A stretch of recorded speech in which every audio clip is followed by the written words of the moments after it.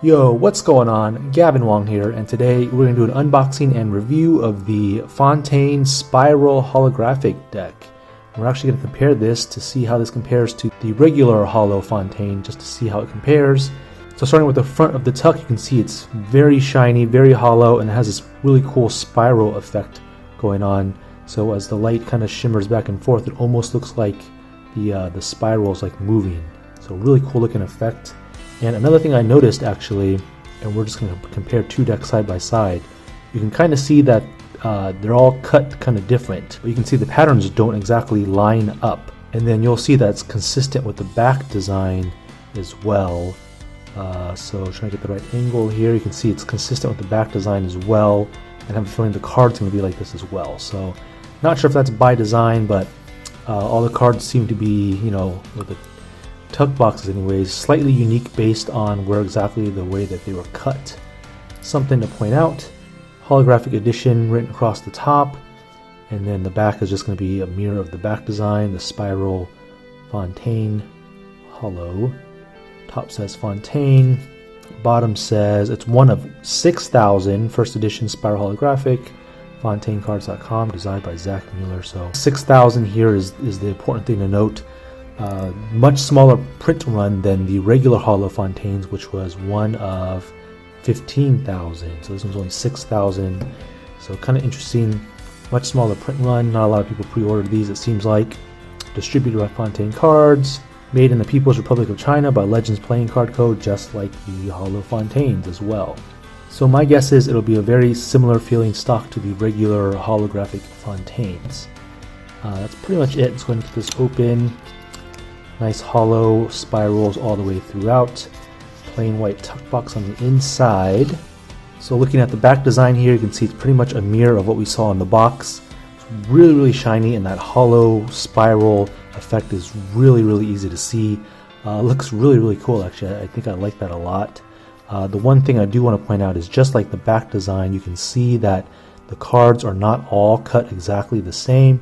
So you can see kind of where some of the borders end, they don't all match up. And it's just kind of interesting that they decided to do this, just because kind of by effect you're essentially having a very subtle one-way back design, right? And on top of that, all the cards aren't going to be exactly the same. So just a very interesting choice that they decided to do that. I would have much preferred to have them all be the same and have a two-way design. So like you can clearly see they had the squares and then they're just cut different. In my mind, very, very odd choice. Again, I'm not quite sure if that was by design. I'm assuming it was, but interesting choice. So that is the back design, although it does look really, really cool in the light. So that is the back design.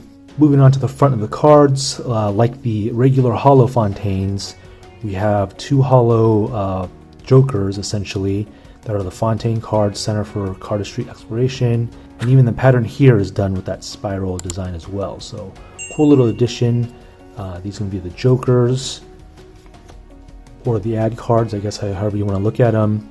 And then we have the Holo Ace of Spades. Again, we're going to get a little bit of that spiral design in the holographic part there. And then everything else is going to be standard. All the faces, all the number cards, the pips, everything else is standard. So just like the regular Holo Fontaine, the non-spiral edition, everything's standard here on the front. No other Holo faces other than the Ace of Spades. No extra ad cards or anything like that. We just have the two Fontaine Card Center for Cardistry Exploration extra cards. So that's going to be the faces, and then the stock.